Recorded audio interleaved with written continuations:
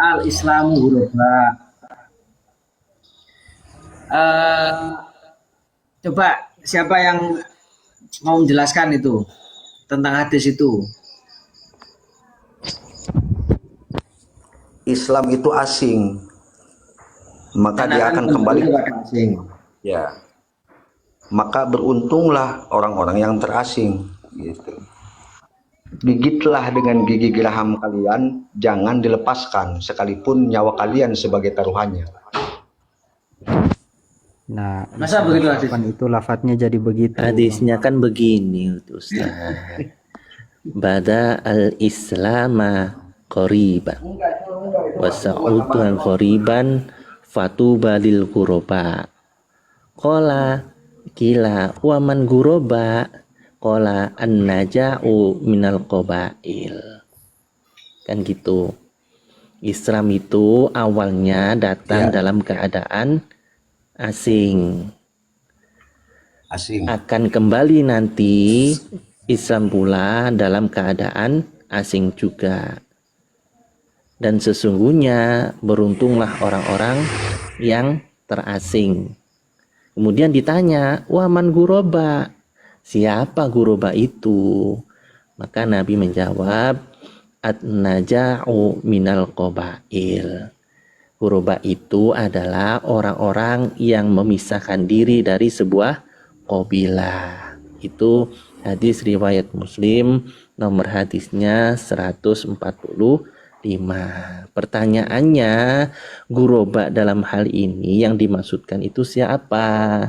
Bisa dilihat di dalam Syarah An-Nawawi. Di situ bahwasanya dijelaskan hadis yang dimaksud di atas itu ialah semua kaum muslimin tanpa terkecuali yang awalnya asing berjala di kala itu lalu asing lagi seperti sedia kala, bukan terujuk kepada firqah dalam Islam dalam artian kelompok-kelompok tertentu. Dikarenakan apa?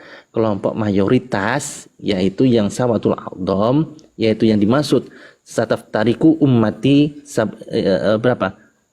73 golongan ila wahidah, yaitu al jamaah. Siapa al jamaah itu? Ulama mengomentari dalam al jamaah itu ialah al asy'ariyah wal maturidiyah, berangkat dari asas-asas dalil yang ada di hadis yang sahih. Nah, kemudian apakah bertentangan dengan apa hadis kuroba tadi? Tidak, dikarenakan hadis yang mengatakan al jamaah dan hadis kuroba itu sama-sama sahih.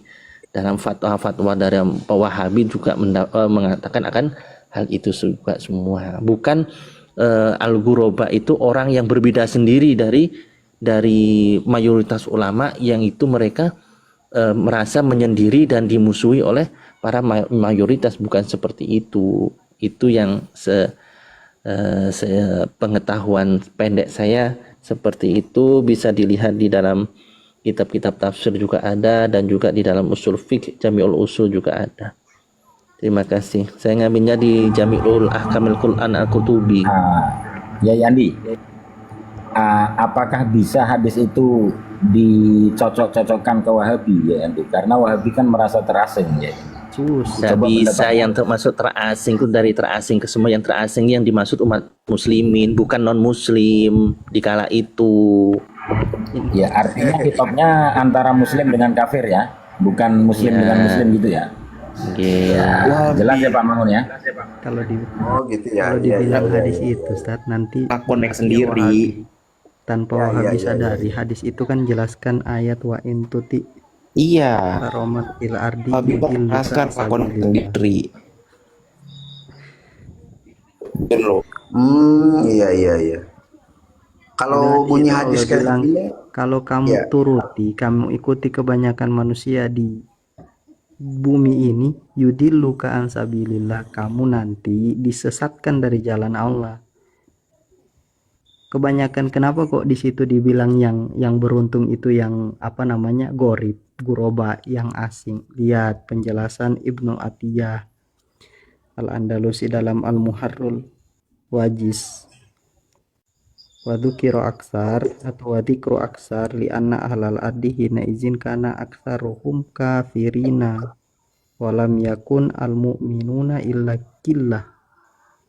Kebanyakan orang yang hidup di dunia ini ya kafir, orang mukmin itu ndak tersisa kecuali hanya sedikit. Coba Bang Mangun, presentasi jumlah manusia sekarang 8 miliar kurang lebih, berapa orang muslim? Sedikit, 1 Banyak miliar orang lebih, enggak sampai 2. Banyak orang muslim yang beriman mah nggak banyak.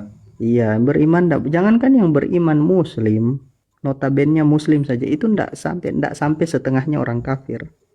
Ibnul Jauzi dalam kitab Zadul Masir itu mengatakan apa? Wal murad bi aktsar man fil al kufar. Yang dimaksud dengan kebanyakan orang di bumi ini siapa?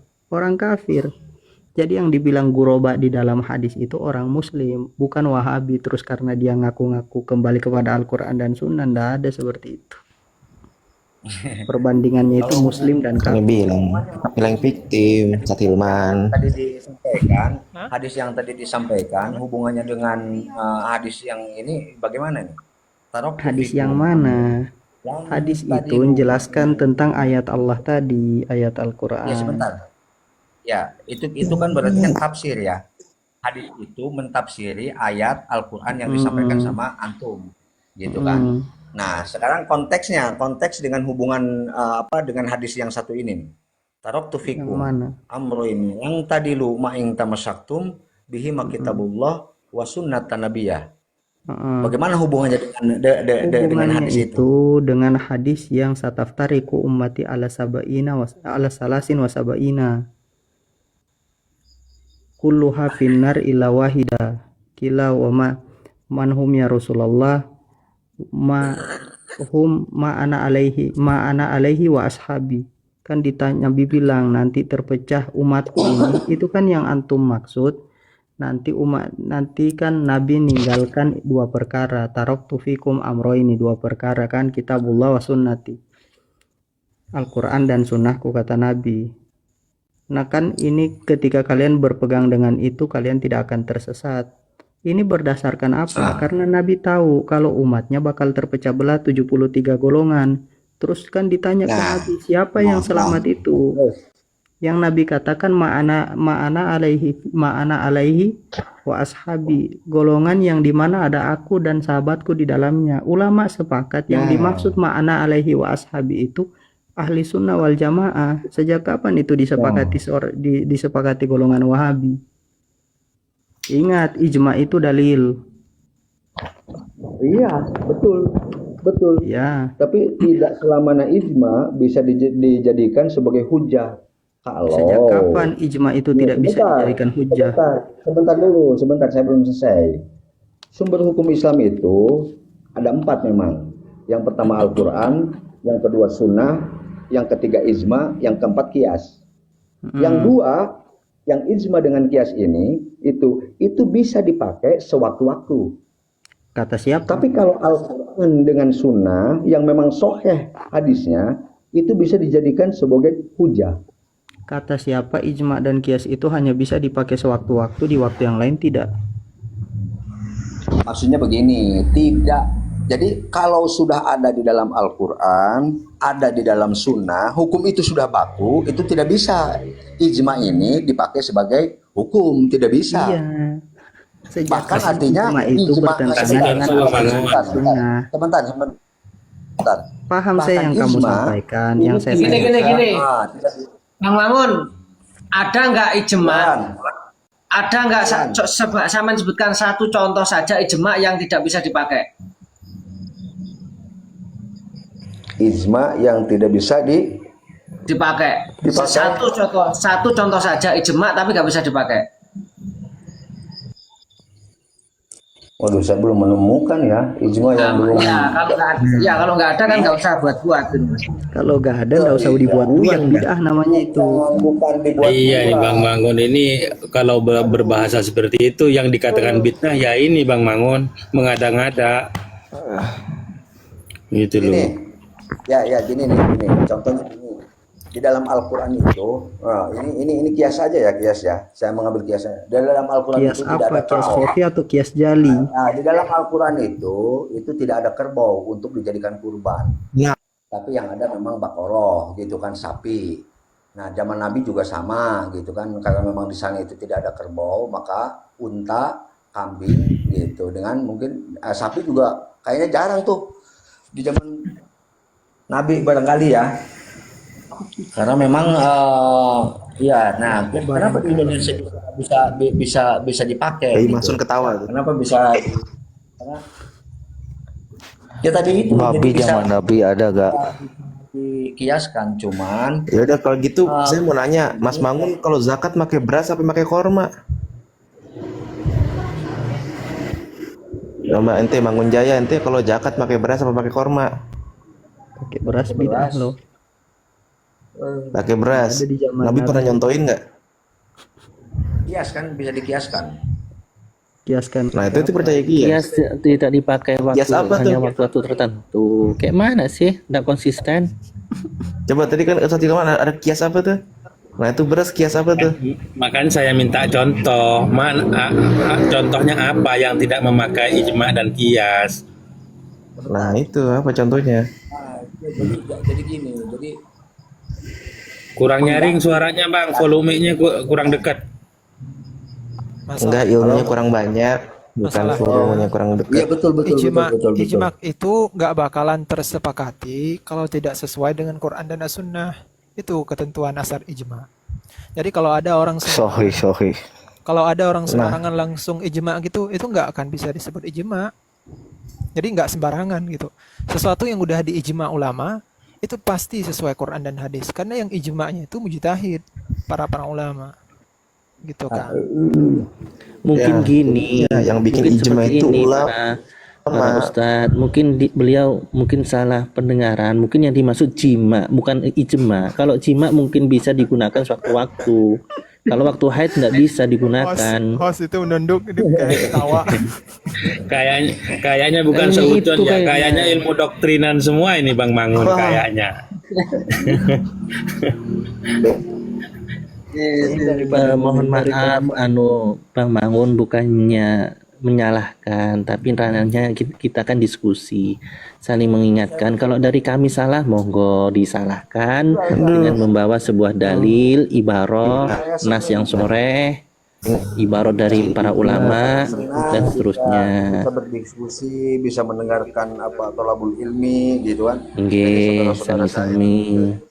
Cuman saya tadi sedikit apa artinya memang karena memang pakir ya dari keilmuan, karena saya memang nggak pesantren, Oke. nggak bisa baca kitab kuning, nggak bisa. Sama Cuman Ustaz. kalau saya Sama melihat, Pak. menelaah gitu kan, setiap memang masuk Sama saya room, juga bukan ini, orang pondok. Saya bukan orang pondok. selalu apa di sini menjelekan ini, di situ menjelekan. Jadi Makanya saran saya Bang Mangun ikut ulama terdahulu.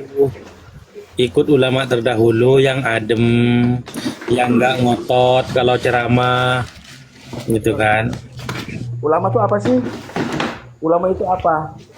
Ulama itu Ulama- kiai, ustad bang, ustad bang. Nggak nyalain orang Oh, yang gak ngacu. ulama itu ustaz. Iya, ustad lah. Ustad ini tingkatan bawah. Kalau tingkatan tingginya kan ulama, tabiin, pas sahabat, sampai Rasulullah gitu bang. Ada tingkatannya. Iya. Oh, ulama tuh. Iya. Oh, karena tidak tahu atau karena Jangan ikut langsung mengatakan jangan langsung ikut Rasulullah, jangan. Tanpa ulama kita nggak tahu, Oh aja. kita nggak bisa ngaji, nggak bisa kenal sama Allah dan Rasulnya kan begitu bang. Jadi insya Allah kalau ikut ulama ya nggak bakalan sesat. Mereka ikut Nabi soalnya. Jangan sok-sokan wah mau ikut Rasulullah nggak ikut ulama. Ulama ini bisa salah. Jangan bernarasi seperti itu. Nggak bagus itu. Secara adab pun nggak bagus bang. Nah, kalau dipikir bang, ulama saja bisa salah, apalagi yang bukan ulama. Lebih besar itu kemungkinan dia salah. Iya. Saya malah pengen mengomentari Nela tadi itu yang mengatakan itu kan yang di bawah perkataan Abdullah bin Umar itu yang kullu bid'atin dolala wa in ra'ahan nasuh hasanah. Itu padahal perkataan itu dibawa sama Imam Ad-Dhahabi dalam Muqaddimah kitab apa itu lupa. Setelah itu kan beliau jelaskan pakai makalah itu tentang pembagian bid'ah menjadi 5. Kok bisa perkataan itu dijadikan untuk mengatakan semua bid'ah dolalah, kan lucu. Ya Allah. Orang Nggak puyeng apa-apa itu lah. namanya. Lanjut Bang Mangun. Lanjut Pak, kita dengerin aja. Paling kalau salah kita ketawa. Kalau Bang Mangun ini termasuknya hebat, bagus. Jadi bisa berani gabung gitu, pengen cari ilmu, pengetahuan dan kebenaran. Coba teman-teman yang lain mana mau? Yang lainnya. Mereka ada pesan dari gurunya, jangan deket-deket katanya Bang Mangun. Jangan deket-deket, jangan ngumpul satu majelis gitu katanya. Iya betul. Mantap. Ya, Abang. dianggap orang-orang yang melarang silaturahmi. Terkadang kami ini Bang Mangun di sini nih rata-rata diblokir, di-kick gitu kalau mau masuk. Kalau mau gabung ke sana. Iya rata-rata itu. Bukan rata-rata, Ini bukan mayoritas. fitnah. Banyak Sawatul Atom saksinya. sudah Ustaz. Sawatul Atom dari kita itu sudah diblokir sama mereka. Ya iya, ada apa sebenarnya? Kalau memang mereka benar Bang Mangun, harusnya mereka berani menghadapi Mantap, apapun Pak resikonya. Mangun. Itu. Tetap semangat Kayak Bang walaupun Mangun ini berani.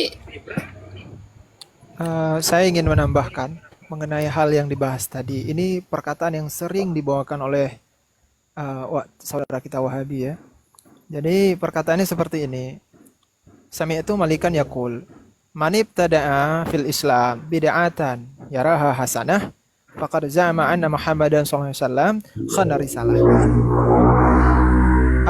Aku mendengar bahwa Imam Malik pernah berkata, barang siapa yang membuat bid'ah dalam Islam kemudian dipandang sebagai hasanah, faqad za'ama, maka dia sungguh telah mendakwa bahwa Muhammad SAW telah mengkhianati risalah. Mungkin Bang Mangun ataupun salafi-salafi yang ada di bawah ini pasti sering dengar perkataan ini. Bagaimana tanggapan Ahlussunnah wal Jamaah? Kami katakan bahwa lafadz bid'atan di situ itu bid'ah secara istilah. Malam kemarin kita sudah kaji bahwa bid'ah itu terbagi dua. Ada yang bid'ah secara bahasa, ada yang bid'ah secara syara'. Bid'ah yang secara bahasa itu umum, ada yang hasanah, ada yang dhalalah. Sedangkan di sini bid'ah itu secara istilah. Jadi kalau ada orang yang bilang bid'ah secara istilah itu hasanah, itu memang dia sudah apa namanya tadi barusan mengatakan bahwa Nabi Muhammad sallallahu alaihi wasallam mengkhianati risalah. Jadi Bang Mangun, kami Ahlussunnah wal Jamaah, makna bid'ah hasanah di situ adalah bid'ah hasanah secara bahasa, bukan bid'ah hasanah secara istilah. Jadi perkataan Imam Malik yang sering disodorkan kepada kami itu tidak bertentangan sama sekali. Gitu Ustaz. Mungkin bisa dibantah mungkin atau ketemu hal begitu. Ustaz. Bisa dipahami Ustaz? Kang Magun? Ya. Baik. Lanjut. Sudah habis Ustaz. Itu saja sih. Kang Hilman, lanjut Kang Hilman. Ya, lanjut Bang, enggak apa-apa. Santai. Saya pengen bilang segera tinggalkan pemahaman mereka. Teruntuk saya mau dapat ini satu yang membuat saya mind blowing. Jadi kan kita tahu bahwa ada kelompok salafi itu segala sesuatu yang tidak ada contoh dari Rasulullah ataupun dari sahabat itu disebut dengan bid'ah. Meskipun itu ada dalil umum tapi tidak diterima. Kan begitu kalau tidak ada dalil khusus, dalil eksplisit. Jadi ini yang membuat saya menarik itu dalam kitab Al-Bida'u wal Muhdatsatu wa ma la asla lahu. Di situ dikumpulkan perkataan-perkataan ulama-ulama salafi. Salah satunya perkataan Syekh Al-Utsaimin. Ini sangat menarik saya perhatiin. Jadi di situ ada orang bertanya, "Ma qaulukum fima yadhhabu ilaihi ba'dun nas min anna du'a khatamil Quran minal bidai muhdasah. Ada yang bertanya, wahai ulama, bagaimana tanggapan kalian terhadap sebagian manusia yang membaca doa khatamil Quran dalam sholat? Minal bida'il muhdasah, apakah termasuk dalam perkara bid'ah muhdasah? Beliau menjawab, la a'lamu li du'ai khatamil Quran fis sholati aslan sahihan ya'tamadu alaihi min sunnati Rasulullah SAW wala min amali sahabat radhiyallahu anhum. Tidak, kata Syekh Utsaimin, tidak saya ketahui bahwa membaca doa khatamil Quran dalam salat itu mempunyai asal atau dasar yang sahih dari sunnah Rasulullah SAW dan tidak ada contoh juga dari amalan-amalan sahabat, begitu. Karena yang ada contohnya itu hadis riwayat dari Anas bin Malik yang mana beliau membaca doa khatamil Quran, tetapi bukan dalam sholat gitu. Kemudian saya lanjutkan, ini yang bikin mind blowing lagi. Wa amma itlaqul bid'ati ala hadhil khatamil fi shalah fa inni la uhibbu itlaqa dzalika 'alaiha li'anna ulama ahli sunnah mukhtalafuna fiha. Adapun menggunakan kata-kata bid'ah pada permasalahan membaca doa khatamil Quran dalam sholat ini, la uhibbu, kata beliau, tidak aku sukai menggunakan kata-kata itlaq bid'ah ini atas perbuatan tersebut. Kenapa disebutkan di sini? Li'anal ulama'i ahli sunnah, ulama'i sunnah mukhtalafuna fiha. Karena ulama-ulama guru-guru ahli sunnah kalangan salafi ya, mereka masih berselisih pendapat gitu. Ini yang bikin mind blowing. Menolak menyebut bid'ah pada perkara yang tidak ada dalil eksplisit dari Rasulullah dan contoh sahabat, menolak menyebutnya bid'ah karena ada ikhtilaf guru-guru dan masyaikhnya. Ini yang bikin saya wah ini standar ganda ini. Ini bisa dicek di kitabnya sendiri ataupun di link resmi beliau Syekh Al-Utsaimin. Baik, Ustaz.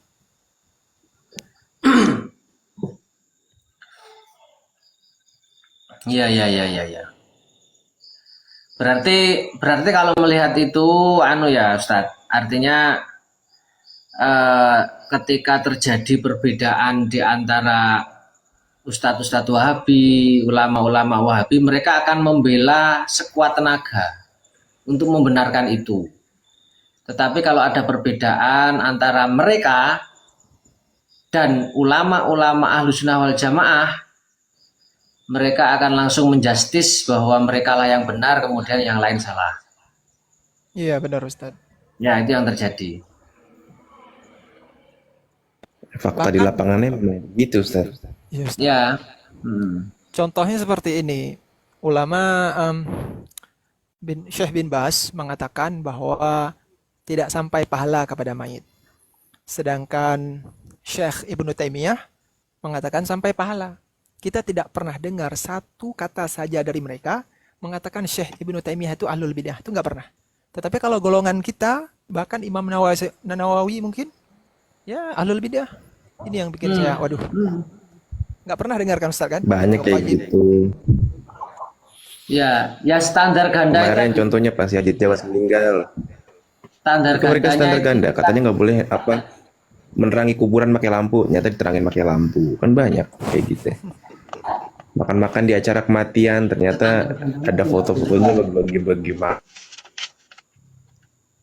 makanan kan aneh. Assalamualaikum Bang Bison.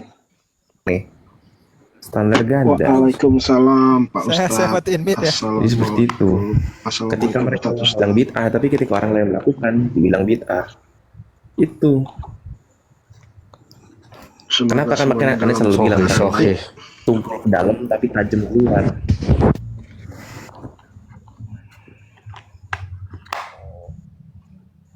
Iya. Semua dalam keadaan baik Ustaz, semoga semua dalam keadaan baik-baik, sehat-sehat semua. Amin Bang Bison, terima kasih. Sehat Bang Bison. Selesai. Alhamdulillah. Sehat. Amin. Ini kalau Jangan ada dusta di antara saya kita. jadi semangat gitu Bang Bison. Jadi hilang ngantuk saya. Mohon maaf Ustaz, saya izin turun sebentar, ada panggilan dari dunia persilatan sebelah nggih. Mohon maaf, syukran atas ilmunya semuanya. Mohon maaf. Siap. Iya, iya, Ustaz. Assalamualaikum. Iya, Ustaz. Itu persilatan taekwondo Ustaz atau gimana?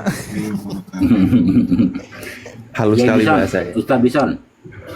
Ya, gimana Om Surya? Sudah belajar Qiyas Syaiton belum? Astagfirullah. Apa tuh? Qiyas Syaiton. Kias. Kias. Iya, Nggak ngerti, mohon maaf. macam-macam, Bang. Ada Ustaz Surya. Seru nih.